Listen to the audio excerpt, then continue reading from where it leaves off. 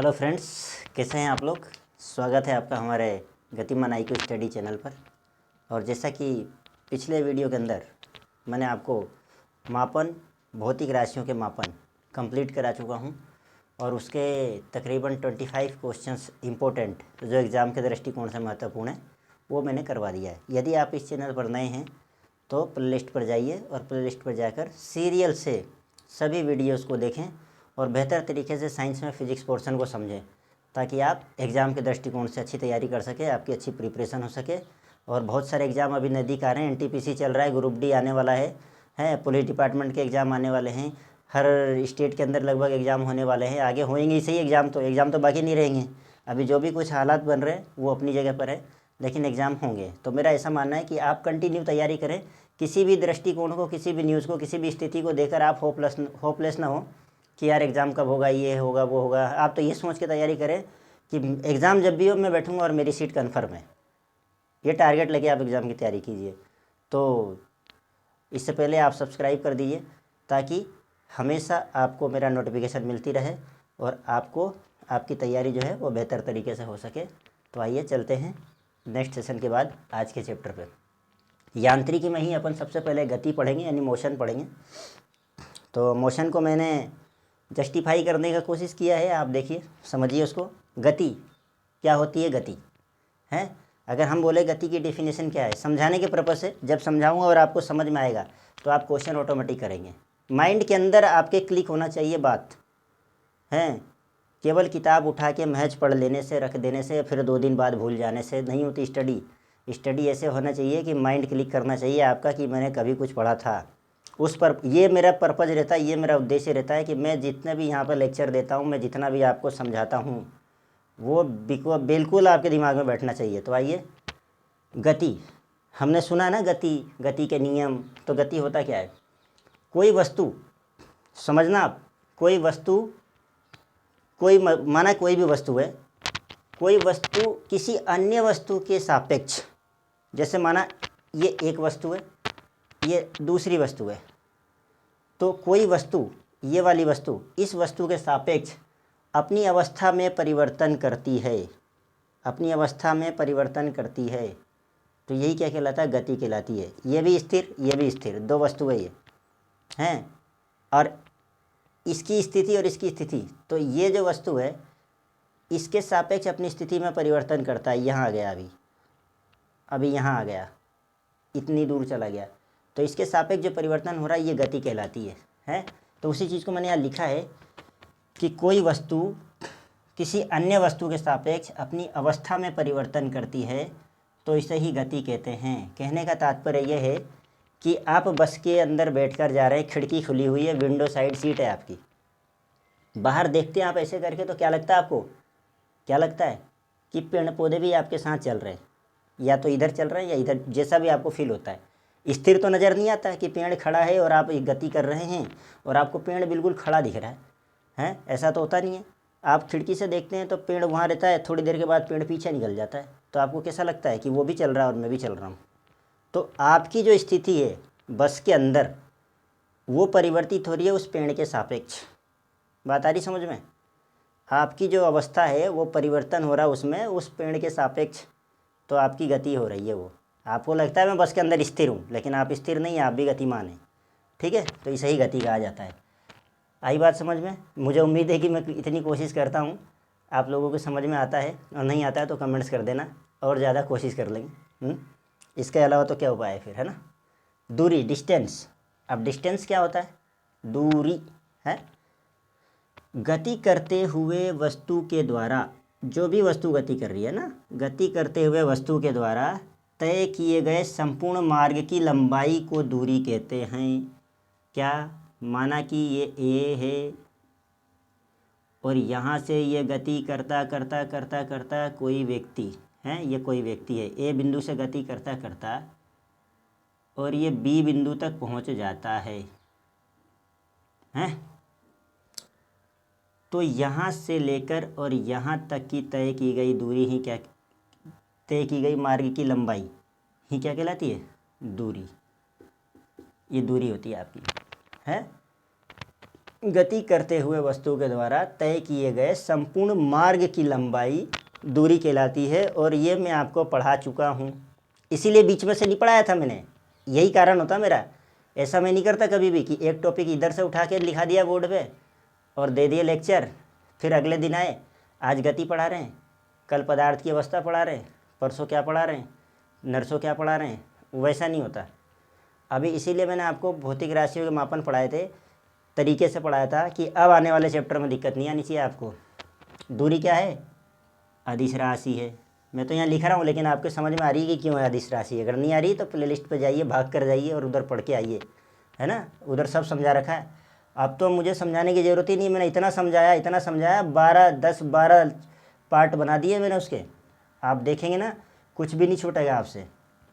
इसका मान सदैव क्या होता है? धनात्मक होता है। अब जो दूरी होती है, दूरी कभी नेगेटिव नहीं होती है। आप ऐसे कह सकते हो क्या, मैं -4 किलोमीटर की यात्रा करके आ रहा हूँ, कभी बोल सकते हो आप ऐसा? मैं -4 किलोमीटर की यात्रा करके आ रहा हूँ, कभी होता है क्या? आप यही कहते हो ना, 4 किलोमीटर चल के आ रहा हूँ पैदल, गाड़ी ख़राब हो गई थी, कोई नहीं मिला, लिफ्ट भी नहीं मिला है, तो 4 किलोमीटर दौड़ लगाते हुए आ रहा हूँ। तो धनात्मक में होती है दूरी हमेशा। क्या? दूरी सदैव धनात्मक होती है। आइए आगे चलते हैं। नेक्स्ट, विस्थापन। गति समझ में आया, दूरी समझ में आया, विस्थापन देखिए, डिस्प्लेसमेंट है, बचपन से पढ़ते आ रहे हैं आप, है ना, पर कोई बात नहीं, याद नहीं रहता। किसी वस्तु की अंतिम स्थिति एवं प्रारंभिक स्थिति के बीच की न्यूनतम दूरी को ही क्या कहते हैं? विस्थापन कहते हैं। बात वही है, सब घुमा फिरा के देखिए। माना ये है अंतिम दूरी और ये है प्रारंभिक दूरी। देखते रहना, इधर कोई वस्तु है यहाँ पर, इसको हमने धक्का देना शुरू किया और खसकाते ले जाके यहाँ छोड़ दिया, तो ये अपनी मूल अवस्था से यानी मूल स्थिति से कितनी परिवर्तित हो गई, वहाँ तक पहुँचा दिया, तो ये क्या कहलाएगा? यही क्या कहलाएगा? डिस्प्लेसमेंट, विस्थापन। अंतिम अवस्था से प्रारंभिक अवस्था के बीच की न्यूनतम दूरी ही क्या कहलाती है? विस्थापन। ये एक सदिश राशि होती है। ये एक सदिश राशि होती है। अगर मैं बल लगाऊंगा तो निश्चित दिशा में ही जाएगी ना, वो ऐसा थोड़ी कि मैं बल इधर लगाऊंगा और वस्तु इधर जाने लग जाएगी, ऐसा होता है क्या? ऐसा तो नहीं होता कि अगर बल में सपोज करो कि इधर लगा रहा हूँ और वस्तु उधर गति करने लग जाए। किसी भी भारी वस्तु को अपन धकेलेंगे तो जिस दिशा में धकेल रहा है उधर ही जाएगी ना, उधर ही विस्थापित होगी वो। तो इसलिए विस्थापन क्या है? सदिश राशि है। विस्थापन का मान धनात्मक हो सकता है, ऋणात्मक हो सकता है और जीरो भी हो सकता है। विस्थापन का मान है, विस्थापन का मान जीरो भी हो सकता है ना।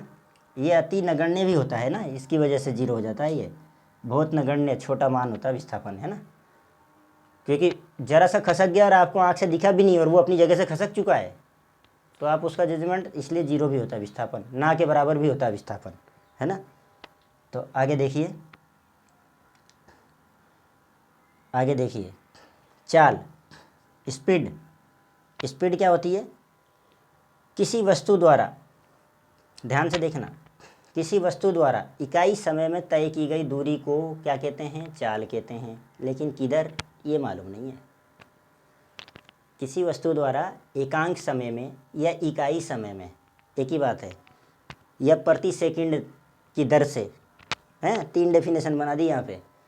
किसी वस्तु द्वारा एकांक समय में या इकाई समय में या प्रति सेकंड तय की गई दूरी, प्रति सेकंड में की दर से, प्रति सेकंड की दर से तय की गई दूरी को क्या कहते हैं? चाल कहते हैं। स्पीड है, और चाल बराबर होता है दूरी बटा समय। खूब पढ़ लिया गणित में आपने, यार ना, टाइम एंड डिस्टेंस में पढ़ा है बहुत अच्छे से आपने। चाल बराबर दूरी बटा समय, और दूरी का मात्रक मीटर और समय का सेकंड, इसलिए इसका मात्रक क्या होता है? मीटर प्रति सेकंड है, होता है मीटर प्रति सेकंड। तो ये इसका मात्रक हो गया चाल का। चाल एक क्या है? अदिश राशि है, मैंने बता दिया आपको, और विमा निकाल के भी बता रखा है आपको पिछले में प्ले लिस्टों में जाइए आप, है ना।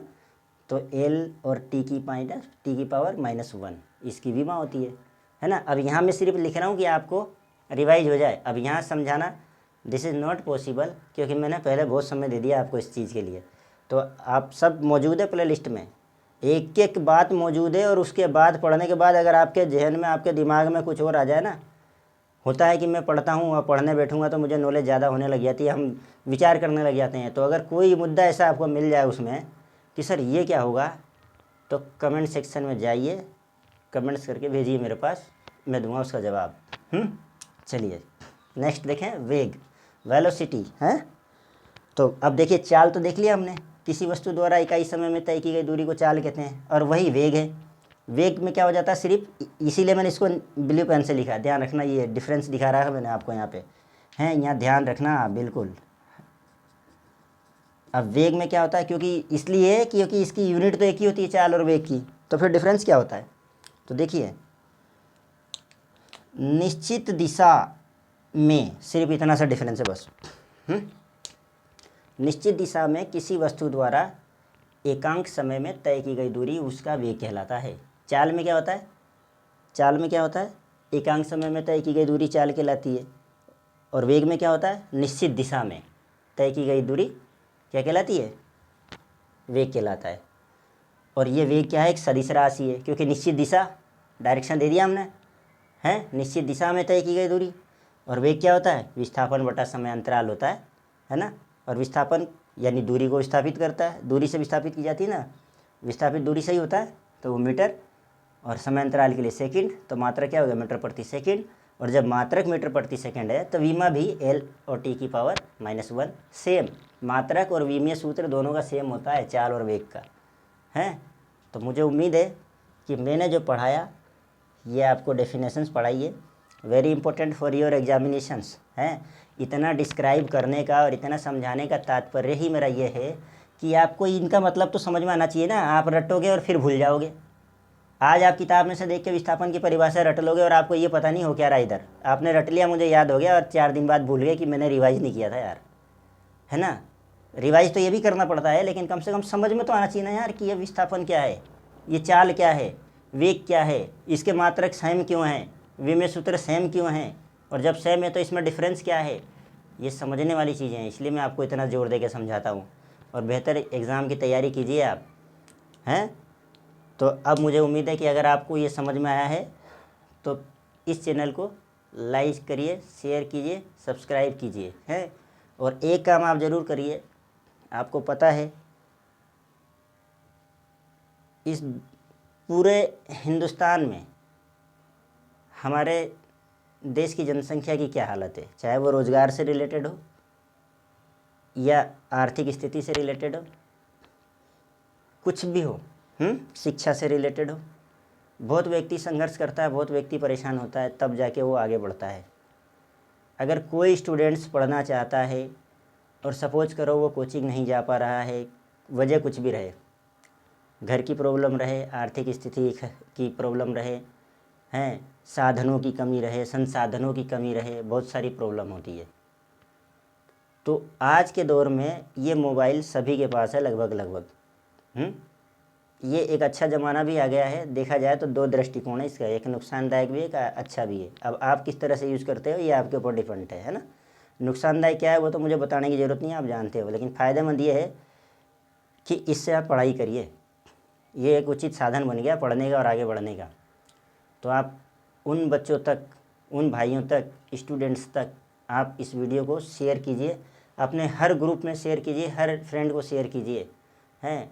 और वो जब कंटिन्यू इस वीडियो को देखेंगे तो उनको समझ में आएगा कि यहाँ पढ़ाया हुआ जो है वो हमारे काम का है कि नहीं है, और इसमें से कितने एग्ज़ाम में क्वेश्चन आते हैं कि नहीं आते हैं। ये अभी आप ग्रुप डी और NTPC में देख लेना।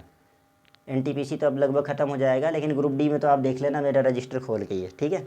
फिर आप कहोगे कि यहाँ से क्वेश्चन आए कि नहीं आया। अगर फिजिक्स पोर्शन की बात कर रहा हूँ अभी, क्योंकि अभी मैं फिजिक्स पढ़ा रहा हूँ, इसके बाद में जो भी सब्जेक्ट पढ़ाऊँगा, और कुछ समय के बाद मैं मैथ्स की क्लास भी चालू करूँगा आपके ग्रुप डी के अकॉर्डिंग, और राजस्थान रीट जो 3rd ग्रेड टीचर हैं उनके लिए, दोनों सेम रहेंगे। तो अगर आपको ये चैनल पसंद आया तो सब्सक्राइब करिए, शेयर कीजिए और लाइक कीजिए, हैं। और इसी के साथ आपके बेहतर और उज्जवल भविष्य की कामना करते हुए मैं आज की वीडियो में आपसे विदा लेता हूं, और मिलता हूं नेक्स्ट वीडियो के साथ next time, same channel same time. जय हिंद, टेक केयर।